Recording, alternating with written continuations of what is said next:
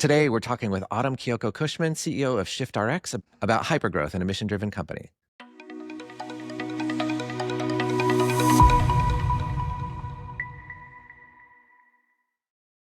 Welcome to BeyondSaaS. I'm Jason Niedle, founder of Tethos. We are a growth agency. And for the last 20 years, we've been working with everyone from smaller companies to global brands to solve their growth challenges. And lately, I've taken all the things that we've learned from these podcasts and put them into a hypergrowth playbook. And you can grab that at tethos.com/podcast or just drop the word growth in the comments. I'm really excited to speak with AK today about growth and hypergrowth, and particularly how that relates to not just money, but having a mission and doing something good. So AK is the CEO and co-founder of ShiftRx, and they're helping solve the pharmacy staffing crisis by connecting pharmacy professionals and pharmacies in order to provide smarter staffing, better care, more flexibility.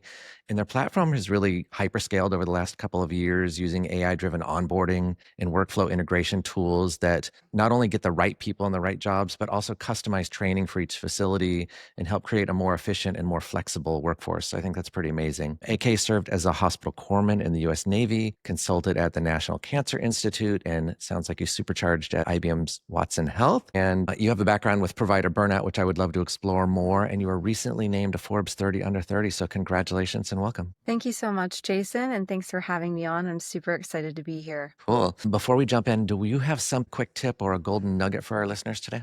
Yeah, so when we were starting the company, it was actually another founder friend of mine who was like, hey, you're thinking about starting a company. I'm already a founder. And I had texted him because it was a founder that I knew and said, hey, I think I have this really great idea. What do you think of this idea?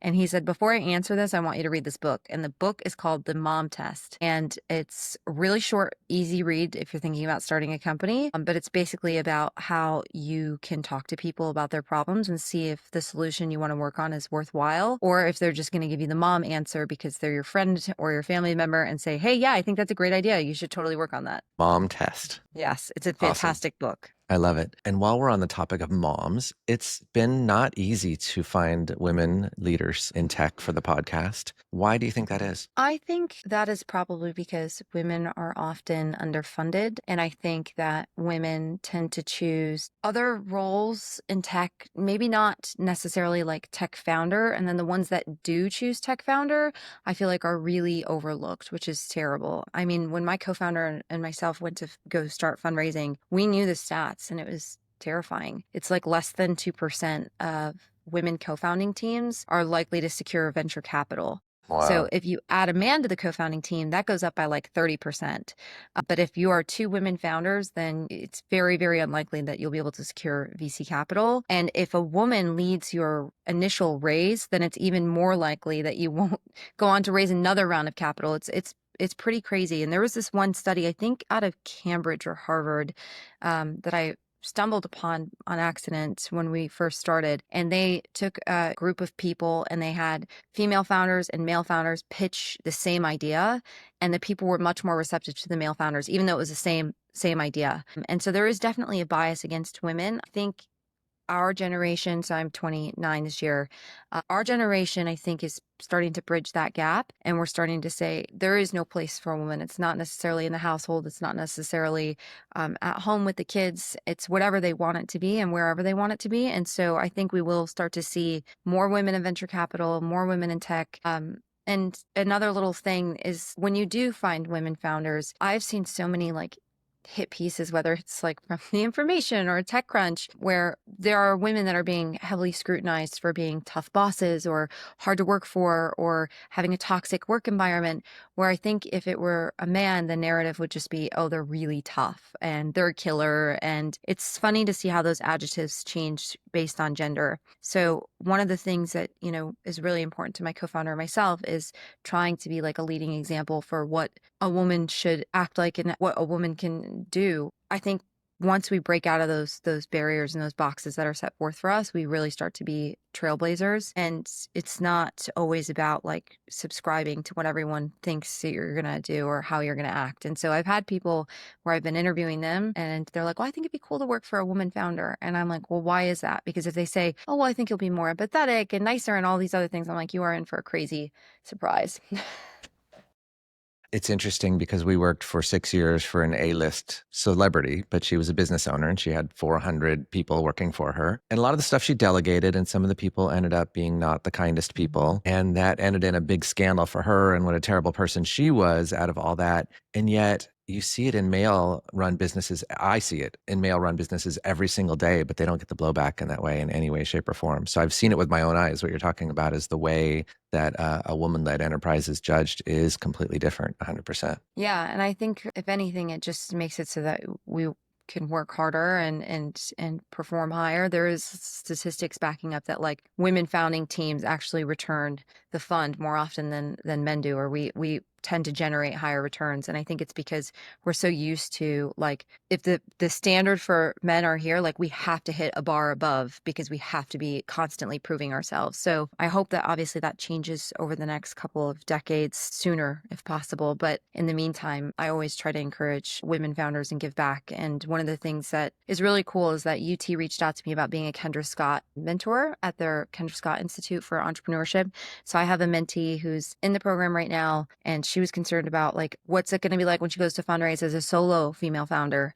And so there's always things that, like, challenges that you have to navigate and roadblocks. But I think if you are a woman in this space and you're a leader in any capacity, whether that's your founder or in the C-suite, remembering those people who gave you those chances too, you have to really pay it forward. I wonder at what point people actually figure out it's smarter to to fund women and to fund people that are going to work harder and had to work harder to get where they are. It seems like it's like this obvious path and yet still being ignored. Yeah. And there are people that I've talked to in the founder space, because the way that we raised and our experience with investors was totally different than like my male friend co-founding teams. And they were joking about it, and they were like, we should start a VC fund that only focuses on women, because like the things you guys go through just to fundraise, it's crazy. Yeah, right. Tell me a little bit. We talked about purpose and mission. Tell me a little bit about ShiftRx and how you guys are driven to hypergrowth by that mission.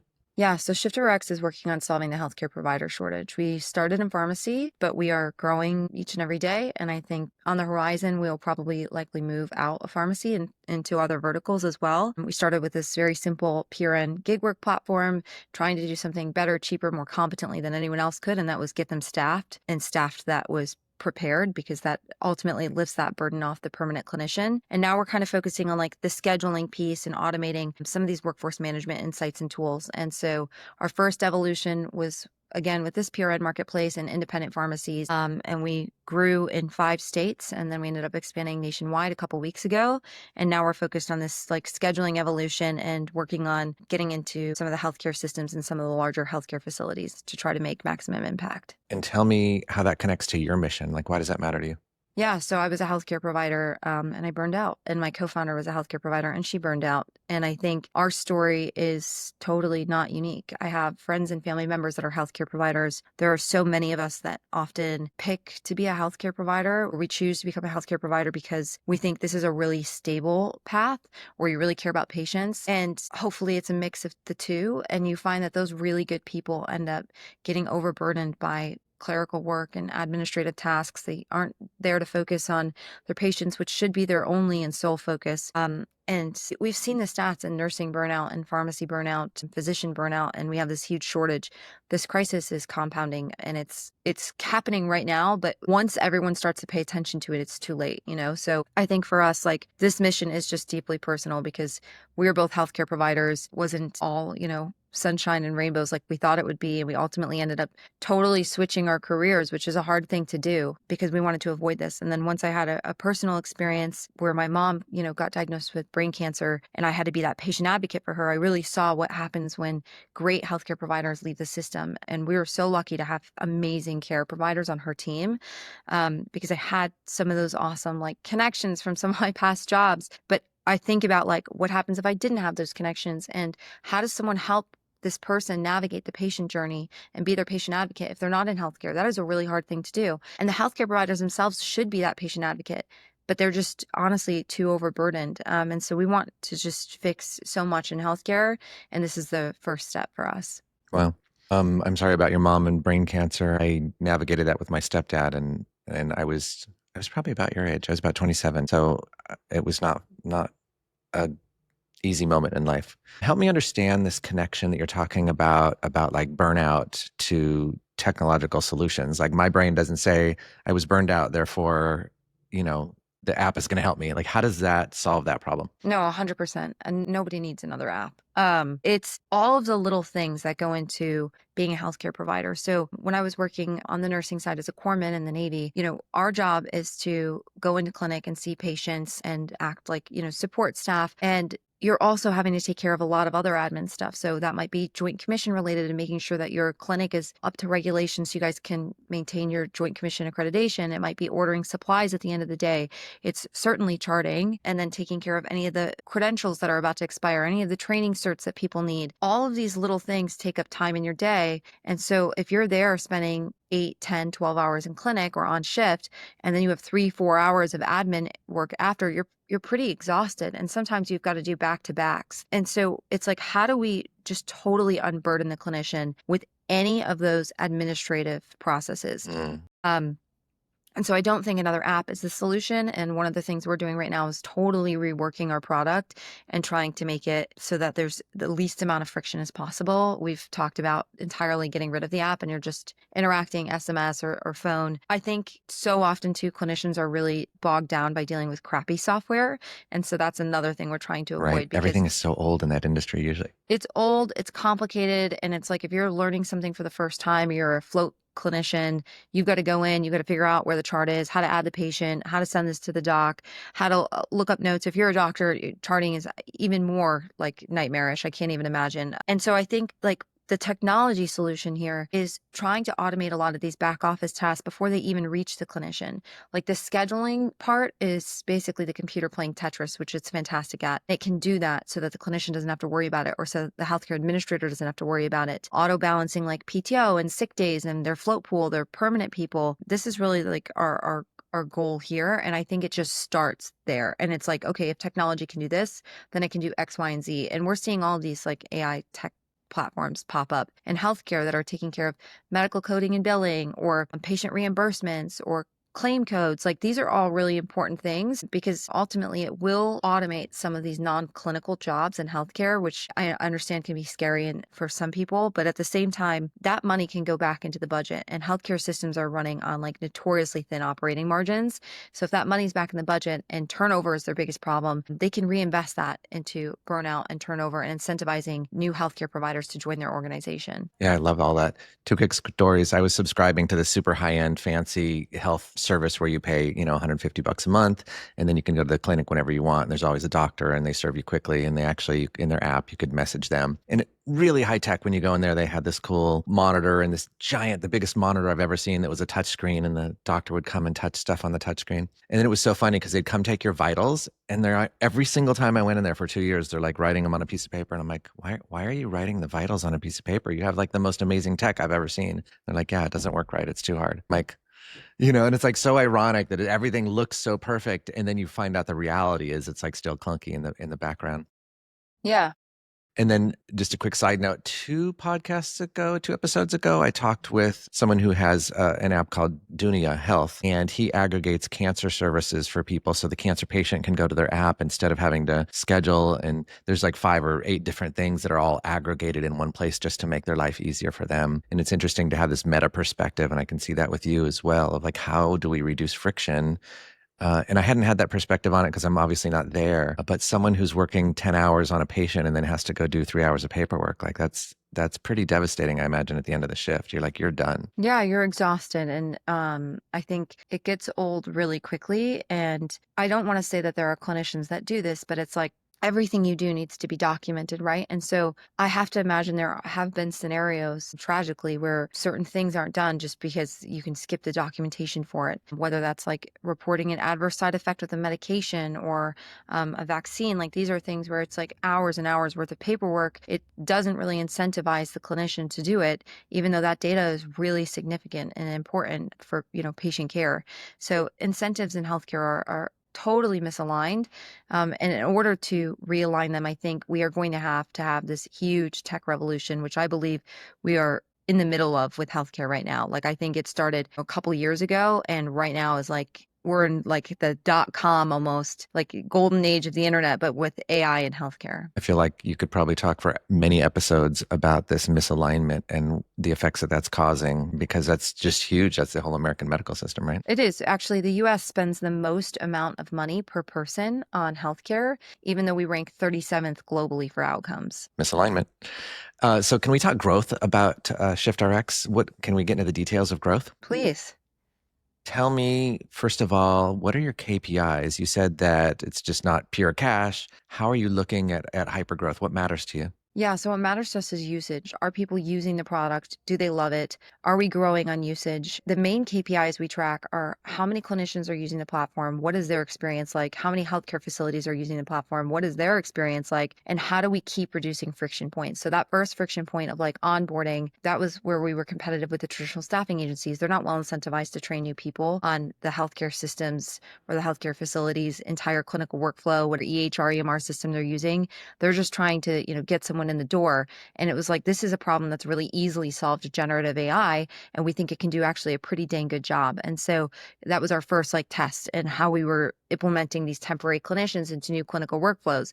It was going off without a hitch. And we're like, okay, great, test completed. And so how many hours can these onboarding modules save? Another big KPI we like to track is how many medication errors we can prevent. There are 2.1 million patients annually, and this stat is a little bit old, so it's probably much more affected by medication errors, and that leads to thousands of deaths. And how many medication errors are we preventing by making sure that they have competently trained staff on time, the schedules are balanced, they're not having any staffing gaps, there's less turnover, less burnout. And so, when we look at like historical data for us, we have not even been around yet for 2 years. So this time 2 years ago, I was just coming up with the idea with Leanne, and we were like, maybe this is a good idea, maybe it's not, let's do some research. We didn't launch until mid-August of 2023, so we are not quite yet 2 years old, but we have already prevented over 15,000 medication errors, which I think is a huge, huge win. And I'm sure there's some stat, like if X% of those were life-threatening, then how many lives is that? Yeah, that's right. And that's how I like to measure it as well. When people talk about patients are always measured in patient lives or patient number, but behind every patient number or patient life, there is a person there. And I think that's really important to put back into healthcare and the perspective of tech, whether that's, a VC or an operator. If you're operating the healthcare space at all, instead of saying to yourself, I'm going to measure this by patient lives, think about it as like you're saving your grandma or your mom or your sibling, because whenever someone is harmed by a medical error and unfortunately passes away, you've just affected an entire ecosystem. And so how many of those are preventable? That's something we really want to solve for. And I know that this ShiftRx solution is not going to be the big Band-Aid that fixes US healthcare for now, but it is definitely aiding and trying to make huge impact when and wherever possible. And you have to do something. Yeah, you do have to. We felt like that. We have to do something. But honestly, we had these overwhelming feelings of guilt where we were like, we'd switched careers. We thought the short staffing thing wasn't going to bother us anymore. But we were still pretty segmented into healthcare, and we were seeing it affect all areas of healthcare. And then, being a patient advocate for my mom was incredibly difficult and challenging. And I'm so grateful that I'd had that prior medical training and experience. I can't even imagine having done it otherwise. But it really gave me that empathy perspective of how are other people handling this as patients themselves or for their family members or friends or spouses as a patient advocate. And so like, what can we do to make impact on that? And, my mom, she's okay now, thankfully. She's a healthcare provider herself. She's an occupational therapist. Anne's sister's a pharmacy technician. Her mom works in healthcare. I have a sister-in-law who's a nurse. We see every single day how this is affecting healthcare providers, and watching them go through that when they were so eager, so excited to be working in that profession, and then just watching the breakdown, it's horrible. There's nothing like it. For us, it was like, this is like a sense of duty. Like we have to go do this and we have to give it our all and say we tried to do something towards fixing the problem. Otherwise, you're just idly standing by. Absolutely. So it sounds like you have at least two ideal customer profiles, ICPs. You have the providers, and if they're not using it or they don't want to use it, then you're stuck, right? And then you have the facilities. And of course, investors. How do you look at those different ICPs, and how are you reaching out to them? How do they get to find out about you when the world is so noisy right now? Yeah, it's really difficult. It is hard. One IP, the providers, that has been really easy for us to get mass marketing to the providers because we just shared our story. Leanne and I were like, hey, we're you. We're literally the you. We want a better thing for us. We want to put ourselves in, like, shift the power back to the providers, and we're building the product from the perspective of the providers. That I think we've really figured out and unlocked. Getting to healthcare facilities has been much harder because healthcare facilities are notoriously large and slow and archaic. And so that's one of the reasons we started with this peer-ed marketplace and on the independent pharmacy owner side, because you could get to an independent pharmacy owner if you could Mm. figure out their phone number or fax them or whatever. You could get this in front of them and say, hey, is this something you need right now? And if And it they can make is, a decision. sign up. Yeah. And so now, in this next evolution, we're just focused on the staffing side of things. When it comes to scheduling, it's much more straight B2B. We still have the PRN marketplace. It's still running and it's fantastic. And it's a huge value add to so many of our independent pharmacies. We have over 700. That is continuing to grow every day. I would say though, this next thing is like this next challenge. How do we fix the scheduling with AI and machine learning algorithms? And once we can unlock that, that's value that we can then deliver again to the independents and some of the mid-sizes that we work with. But the healthcare, I mean, like, it's tons of political bureaucracy. They're slow to move. They're large. They're fragmented. You don't know who's been bought up by a PE. You have multiple champions ushering you through.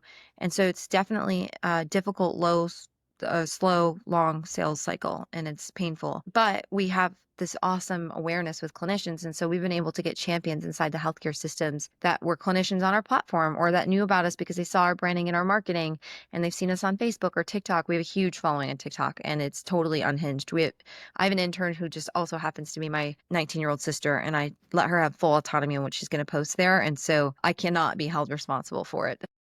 Beautiful. It sounds like then you actually break down your facilities into really two different ICPs. Maybe you have the independents. Oh, you break it down into 5. five different Yeah, groups. it's difficult. Yeah, so you've got the But I like independents. that. That's interesting for me. Pharmacy is so diverse. I think when people think pharmacy, they think a pharmacist or technician at CVS. But the truth is that pharmacists and technicians are everywhere. They're in every part of healthcare. They're in clinical consulting, skincare formularies, insurance, PBMs. They are in these large drug companies or pharmaceutical companies.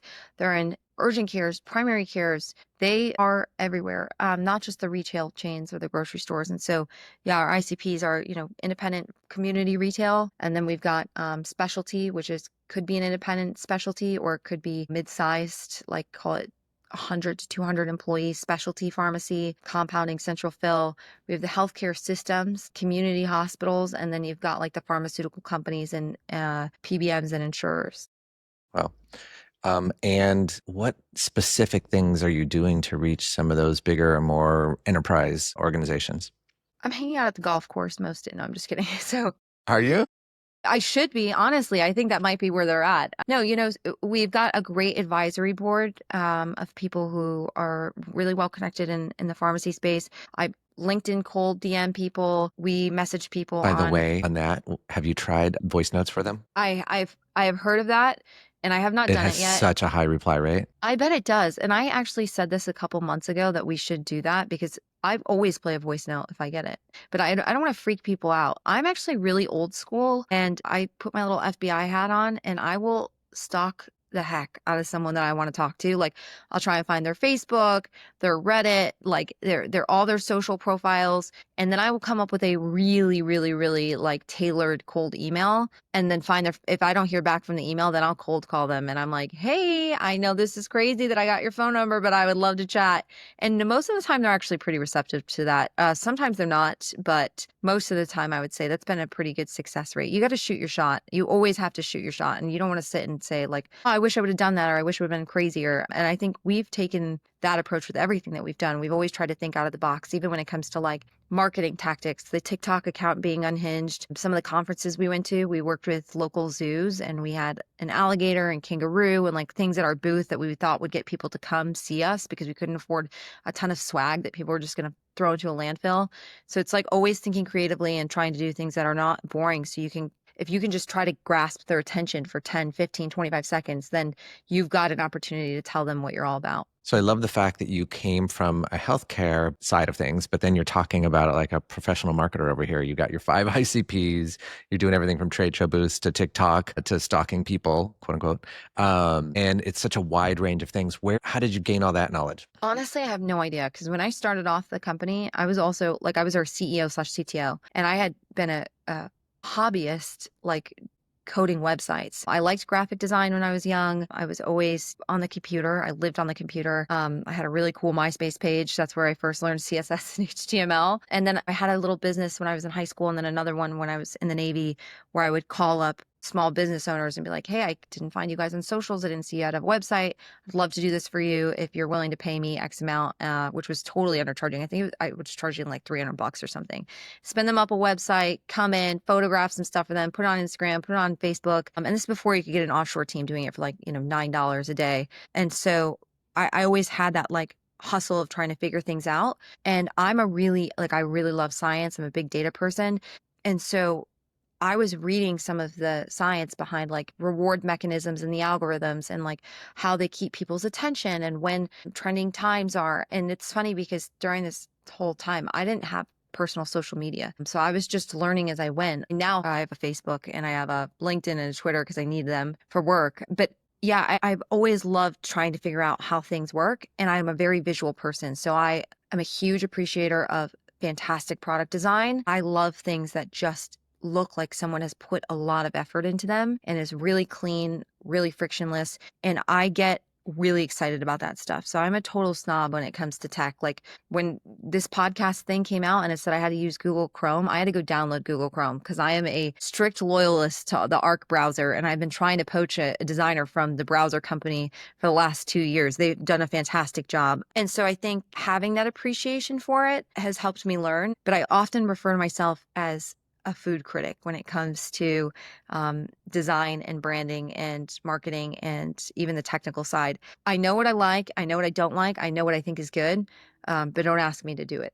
The Although you were marketing doing it stuff, at some level, right? yeah. But it was terrible. It was like a food critic turned amateur chef, right? Like I would have been laughed out of the big leagues, but I really do have a love for it. And so the marketing stuff, I don't even think I took a marketing class in college. It really did come naturally to me because I was like, I don't want to see stuff that I think is spammy. I don't want to see stuff that I think is scammy. What would make me double look at this and say, oh, this is interesting to me. And so maybe that's like an empathy thing, but I think one of my superpowers is being able to put myself in someone else's shoes and say, well, how would I react to this if I were them?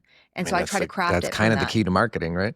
Yeah, I try to craft it from that perspective. Even when we got onboarded my intern, I was like, look, watch these commercials that have lived in my head forever. Why are they so catchy? What, like the Daisy Sour Cream jingle, the Orbit gum. There's an Orbit gum commercial that I make every marketing person, whether it's a contractor or whatever, who comes to work for us. I make them watch it because I say this commercial has lived rent free in my head for 20 years. That's the best. And it's the one where she goes, you lint liquor, and then she's chewing the gum and she goes, dirty mouth, clean it up with Orbit. Why does that stick in your head? What about that makes it stick in your head? Right. And so it's like trying to do things that are creative and funny and out of the box, but that are also relatable to people and makes your product memorable. I think so many people right now, especially with AI, you can build a product pretty quickly. You can pump and dump it. You can get it out there very lazily. You can just build a couple of things, see what works, what doesn't work, see what people are willing to pay for. But when you put yourself in your customer's shoes, you're constantly talking to them and you're designing the entirety of the product with their feedback always. My team is doing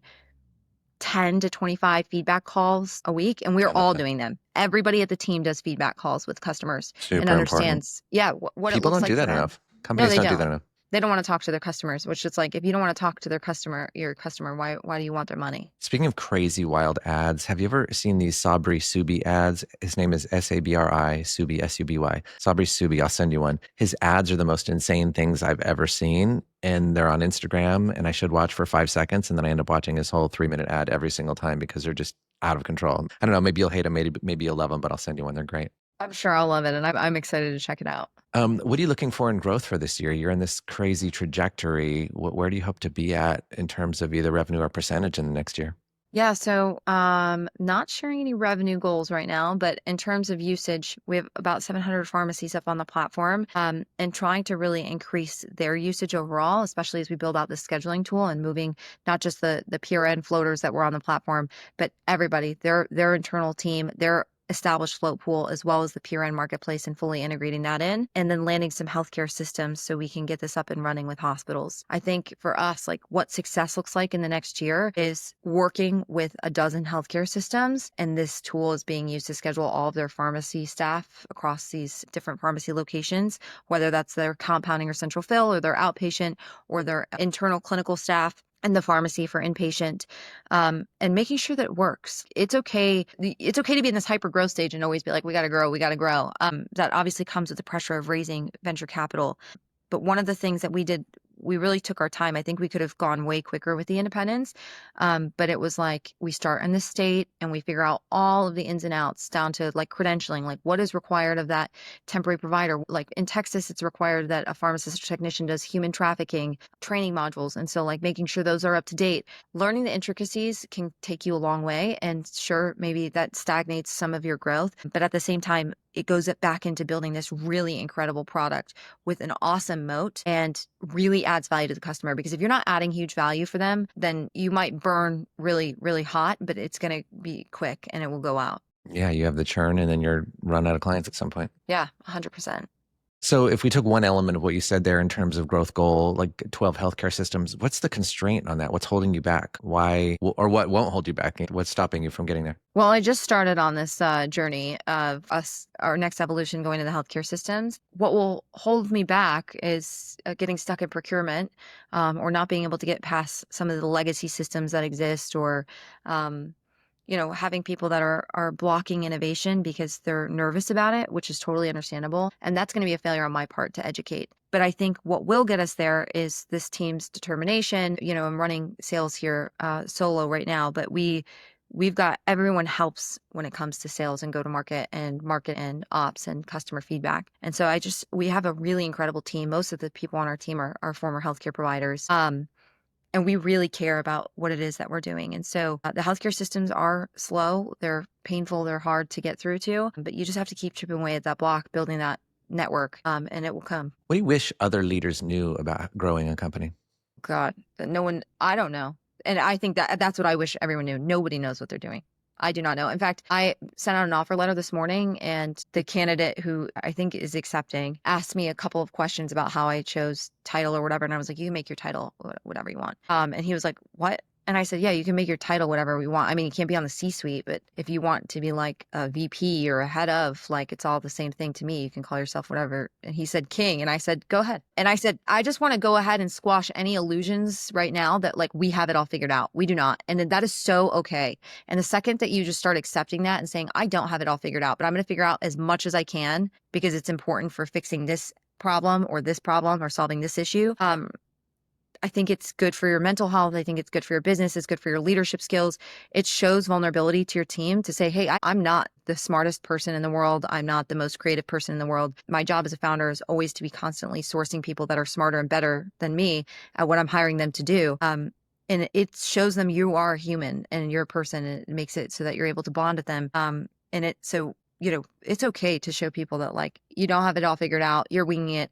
I think most of the really, really successful people that you meet are so full of crap when they go on these types of podcasts and they're like, oh, well, I knew from a young age I was going to be a billionaire and then I just manifested it and I did it. And I wake up every day at 4 a.m. and I put my head in ice water. Like, come on, be so for real. So I genuinely think it's just like the second we all stop the charade and we're like, none of us know what we're doing most of the time, but we have this awesome ability as founders or in the C-suite or as leaders to figure things out. That's what sets us apart from everybody else, is saying, hey, I don't actually know how to do that, but I can go to YouTube University, I can Google it, I can read a book on it. And now I think I have a pretty good idea of how to do it and I will go figure that out. But starting that square zero to say, I have an idea of how I think I could tackle this, but I don't know. And I don't know if it's going to be correct. And I don't know if what I'm going to do is going to pan out. I think showing people more that vulnerability and just being real goes so much further. But, I'm probably showing my age here because I've definitely done this with some of the healthcare execs I've met along the way, and people in this industry. And I, for sure, am an acquired taste. Some people can't handle it and they're like, you are crazy. And I'm like, I know, right? But that gets back to authenticity, which I think people are craving for. And you're not going to get authenticity from an AI. It's impossible. And so I heard you say three things in there that resonate with me, like that: be real, be authentic. Some people will like it, some won't. Continuous learning, which you keep alluding to, right?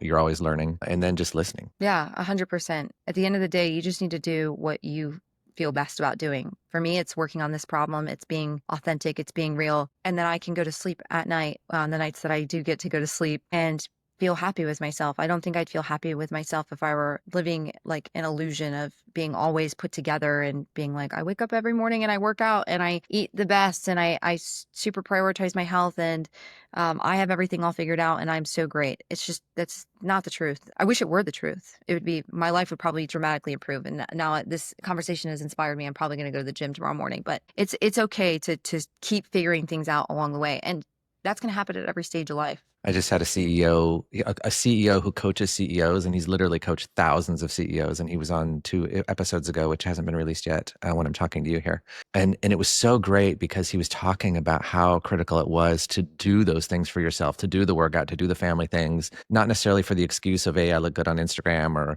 whatever, but that even if you're just looking at your mission is like, that makes you better at your mission. If you're not healthy and you're not balanced, you're not going to be 100% on your mission. And he had a really great rant. It's not really a rant, but a very emotional way to put that was fantastic. So I'll send that clip to you as well. Yeah, I would love to see it. It's true. It's totally important. I do go on a walk every day. My team and I take walks. We take like strategy walks. They're important, and you definitely need to make sure that you're always in that like best space. I think for me, it's just, again, like not trying to show like I've got it all figured out. I think most people don't. And that's how I live authentically. And I think we'd all be better off if we just cut through the crap and the small talk of being like, oh, it'd be so great to have coffee with you. Where are you from? Yeah, the weather's hot there. Like, tell me what's interesting. What's interesting about you? What's interesting about what you're working on?